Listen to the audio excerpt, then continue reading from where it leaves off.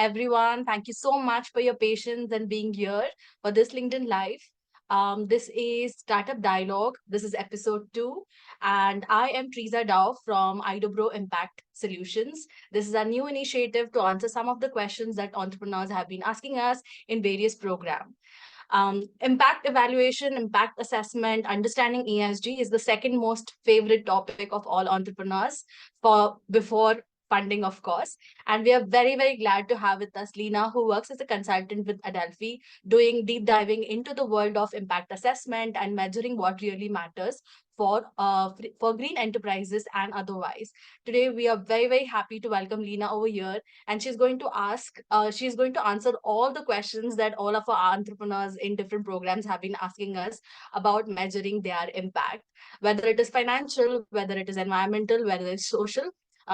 Lena is going to tackle all those questions about getting started when you are a startup and want to know how do you start working around or understanding ESG of your business. Yeah, welcome, Lena. Thank you so much for making time for this LinkedIn Live. And let me just jump on to the first question before you say anything.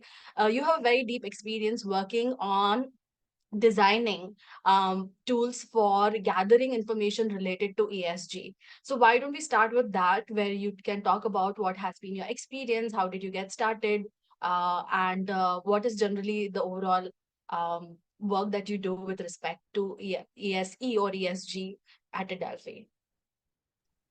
Thank you, Teresa, so much for having me. Yes, as you mentioned, I work at Adelphi as a consultant, and Adelphi is a think and do tank that is based in Germany.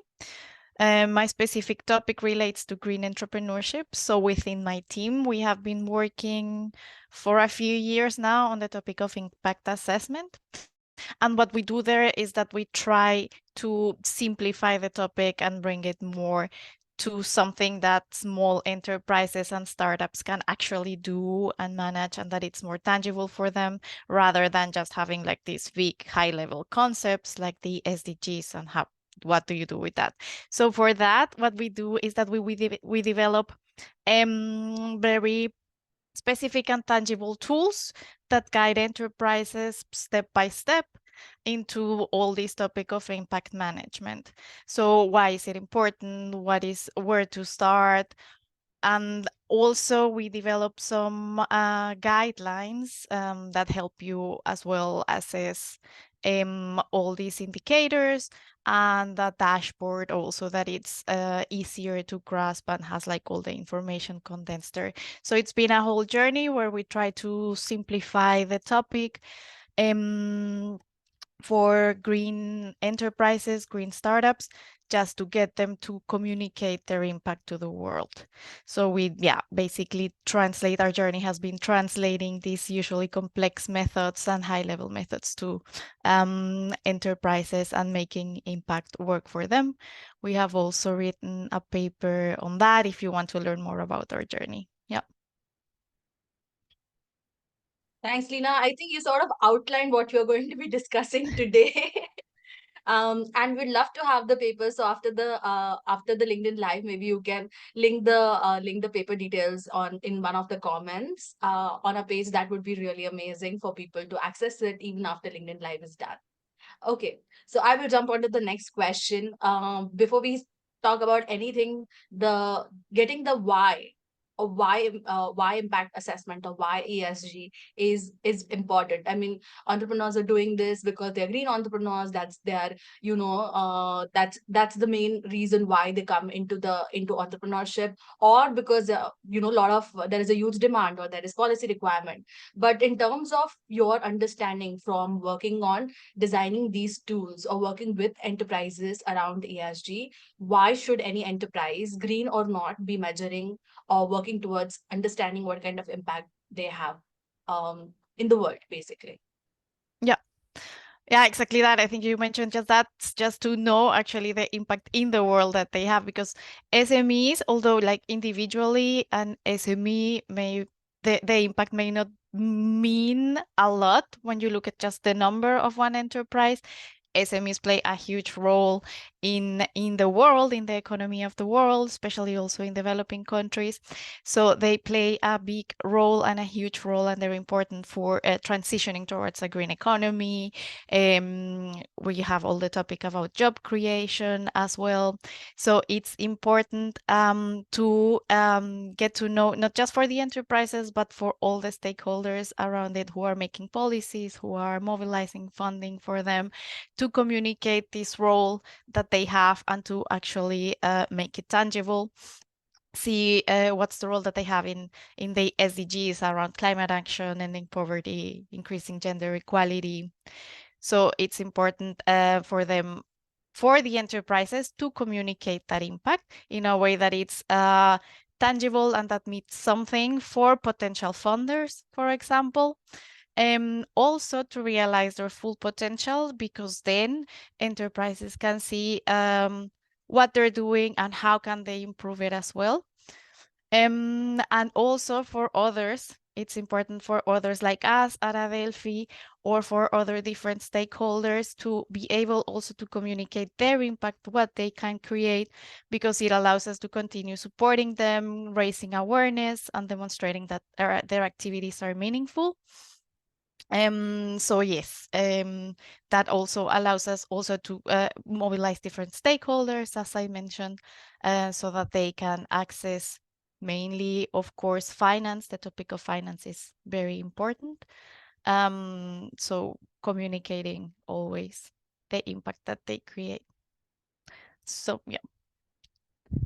Thanks, Lena. So, what I gather is to just enable doing good business or sustainability in the long run. It is very impact understand what kind of difference you're making in the business and the non-business or in the society as such. So ESG or measuring the impact is just like really, really crucial for any enterprise, especially the current environment where ESG is not optional. You have to. There are policies that are coming in place for organization to take ownership of the kind of work that they're doing. I'll move on to the next very interesting question, but before that, I just want to give a shout out to everybody in the audience. If you have any questions, please put them in the comments, and we'll try to take them towards the end after my discussion with Lena is concluding. So if there is any burning questions or anything that is important that you feel that you would want to get answered, do tag one of us so that we can pay attention to that particular question as such. Yeah.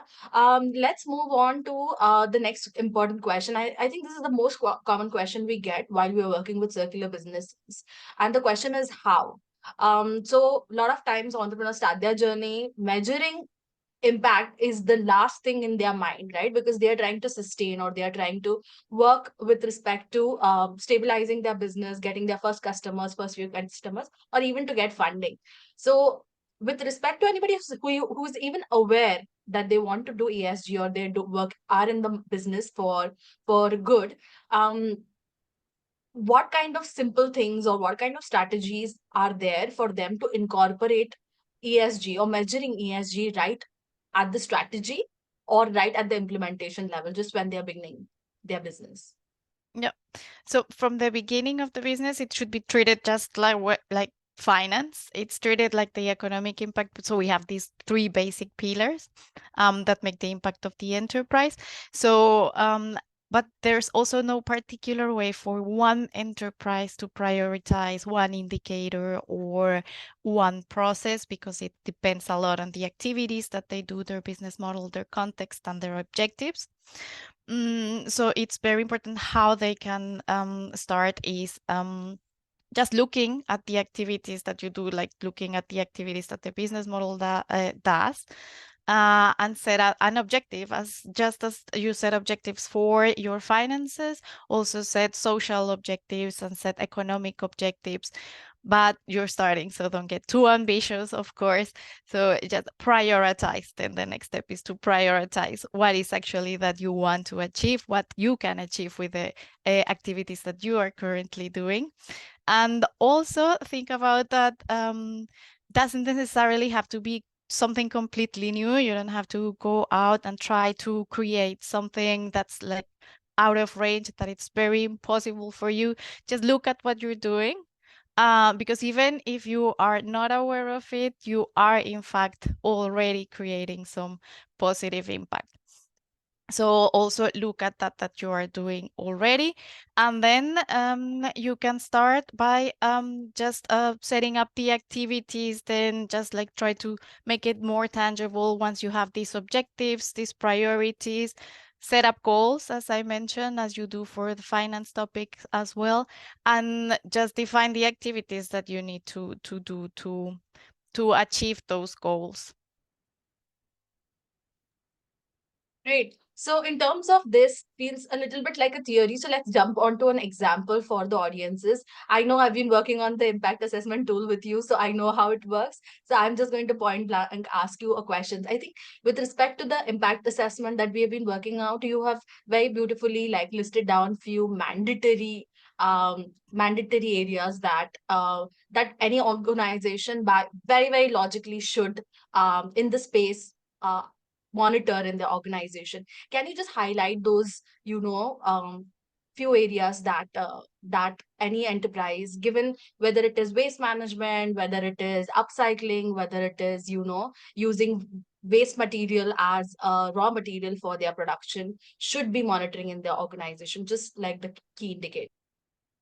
Key indicators, yeah, as I mentioned, it's very dependent on the enterprises, but of course we know that there are big topics around that. So key indicators would be just employment. So what's your job creation? What kind of employment do you have as well? Of course, if you are in the topic of circularity or waste management, then what amount of resources are you saving, and what amount of recycled materials you are using. And of course, that all always translates to the one indicator that it's around climate change. So that's also a very big topic that everyone wants to see, that everyone is talking about. So how you mitigate climate change, so the reduction in the greenhouse gas emissions as well. Thank you, Lena. So I think very basic indicators to look at any business is basically the employment they are creating, and it boils down to GSG, which is greenhouse gas, and how much they are saving from entering the environment. Is that correct? Yes, that's always a very big topic, but not every enterprise also that's the main impact that they can create. They can also focus on other aspects, for example, gender equality.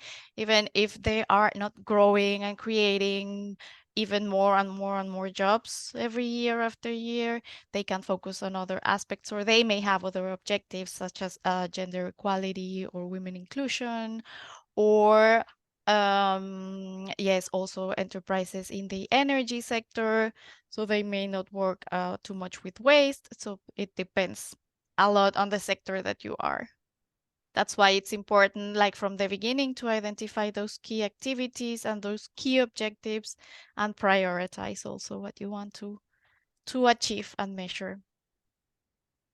Great. So on the question of prioritizing, there is a lot of attention given by investors when it comes to ESG. So do you see any common indicators across different investors? Are they asking entrepreneurs to measure something specific uh, that anybody who's keen to start measuring their impact should keep in mind? Yes, as we were talking about, just greenhouse gas emissions, it's always a topic that's usually on the mind of all investors. Job creation as well. So all these same topics that are more attainable as well, like for example, job creation and quality jobs, more attainable by all the enterprises, and that's also something that all of them can, and it's easier, let's say, to measure.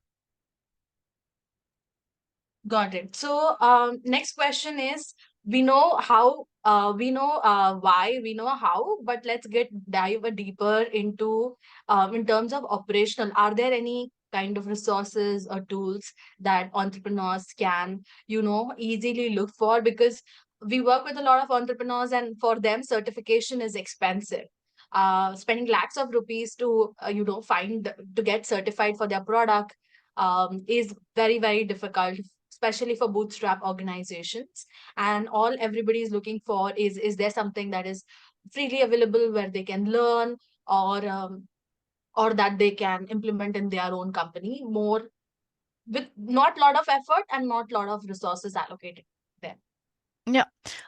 So within our team, we have created a couple of tools. So I would encourage you all to just look for any open call for applications for any of our programs within SEED or CEC. But other than that, we based our tools also on international standards. So we use a lot like the IRIS metrics. So these metrics allow you to either search by different objectives, specific objectives, or you can also search by different sustainable development goals. So that's a good place to start um, once you have already identified those key objectives and those key priority areas within the economic, social, and environmental pillars, then you can already easily start navigating this list of indicators. It may seem a little bit overwhelming as well, but once you have already your objectives, you know where to focus on. So that also includes a lot of very different metrics. Of course, not every enterprise should measure all of the metrics that are there. That would be impossible. But just navigate it and see what resonates with the business model that you are doing and what is actually feasible for you to measure as well. As I mentioned before, you don't have to be overly ambitious at the beginning. Don't do that, because then you wouldn't do anything. Just focus on a couple things and start slowly and start building on that as well. And these metrics are also very important because they are standardized more for impact investors. So that's always like what impact investors are looking for. They measure and they focus on these indicators and metrics. Right. Impact investors or investors or funders are a big point of discussion during these conversations. But I think even when you become a vendor to a large corporate, I think they are also looking at certain sort of standards, because how they position their company as a brand also sort of goes back to the vendors that they're working with. So I guess more and more it is becoming important. And I think you mentioned a little bit about SDGs. So with respect to, so we know some of the easiest metrics to now work with, but how does the SDG come into the play? Like, can is aligning the indicators to SDG very, very critical? Or let me just simplify, how important a role does SDG play with respect to impact assessment, or with respect to understanding your impact? SDGs are quite important because that's, I think, like where the whole world basically aligns, so to say. Um, but you don't necessarily need to know and look through all the SDGs and see, oh, what can I do to end poverty? These are more, as I mentioned from the beginning, like very, very high level indicators that are way out of the reach of any individual to achieve. But what these other indicators or these other metrics try to do is, and what we also try to do is just how try to link these activities that the green SMEs, green startups do, and just link them into how these activities contribute to these SDGs. So that's also something that's already been done by many different standards, like these IRIS metrics. So there's no need for an individual enterprise to just focus specifically on one SDG, but it's something that you can already find there, and it would make it easier if you want to communicate that as well. So you already know, once you select a couple of few metrics indicators, okay, by creating new jobs, I am contributing to the SDG to end poverty or decent and economic growth. Oh, that simplifies it then. Like, you just have to identify what matrix you want to monitor pertaining to your, like, important ones are employment, the new job creation that is happening, and GSG. Those are the ones that are sort of crossing all sectors, like it is it resonates with any kind of sector. And then if you're measuring those indicators, just find the SDGs that align with those indicators, and you will have your understanding or your overview of the impact of the organization that is happening. I think that sort of simplifies things for people who would want to get started. um let's start talk about success stories. So do you have any success stories or cases where you have seen people who entrepreneurs who are measuring the impact have benefited deeply by the activity of just measuring what they're doing? Yeah, I would mention just one specific example, but within our programs like the Circular Economy Catalyst or within the SEED program as well, we always held awards. And we have different, for example, this round we had within Circular Economy Catalyst a few enterprises. For example, one is called Hexpressions in India, Botanic Treasures in Kenya, and they if you look also to their websites or in the CEC website and you see their profiles, you see that they have actually shared a couple of numbers, a couple of indicators on what's their social impact, their environmental impact. So that's also important. So for example, in this case, for them, just having those numbers more tangible, having identified those indicators, had also allowed them to access like this award scheme and also access our support programs, so that just by measuring your impact and monitoring your impact, you are able to open new doors towards more financing or capacity building programs or networking. Got it. Great. So this is a very crucial question that come up with every entrepreneurs cohort that we work with, and I think this is a question that will resonate to a lot of people. One is that people who want to do good work with respect to replacing plastic products or just developing new products that would reduce GSG in the environment. There is a certain amount of trade off that they have to do. So it is sometimes a decision that can really hurt their profits or the bottom line. So what kind of suggestion or what kind of advice do you have for them? Mhm. Well, the financial performance or economic pillar is just as important as the social and environmental one, because if you are not financially sustainable, then you wouldn't be able at the end to do any of the other good work that you are doing. So of course, there is a trade-off, but it's, as I mentioned from the beginning, a matter of setting goals within each one of them. So if you have a financial goal, revenue, a certain sales level, a certain revenue that you want to achieve, a certain profit as well, well, then that should be aligned also with the social and environmental objectives that you set for your company. So it's a matter of just like setting goals at the beginning that are aligned with each other. But yes, of course, there's always like a compromise. And just as I was also mentioning, then um, start slowly and start step by step, uh, to also not hurt the financial sustainability of the enterprise as well. Great. So what I hear from you is it has to be intentional, even if it is slow, if it is take times, it you don't measure everything, but it is crucial to start and have the intention to keep doing it over a period of time. So yeah, I think that's a phenomenal advice, I think, to all the entrepreneurs who are watching it live as well as will be watching it later on our YouTube channel. Before we sort of towards the end of this LinkedIn live, and before we end, Lena, I just want to ask you one last question. Do you have any suggestion, inputs, or anything that you would want to, share to the entrepreneurs, especially when you're working on these tools where you're gathering a lot of data? I'm sure you must be facing your own set of challenges. So is there like a wider message that you want to give to entrepreneurs that, hey, measure this or do this properly? Then I think I would like to have you, as somebody who works on these tools or looks at data at large, to talk about challenges that somebody like you would be facing. Yes, data. So that's very important. So try to be very, very organized with all your records, gather all the information that you can.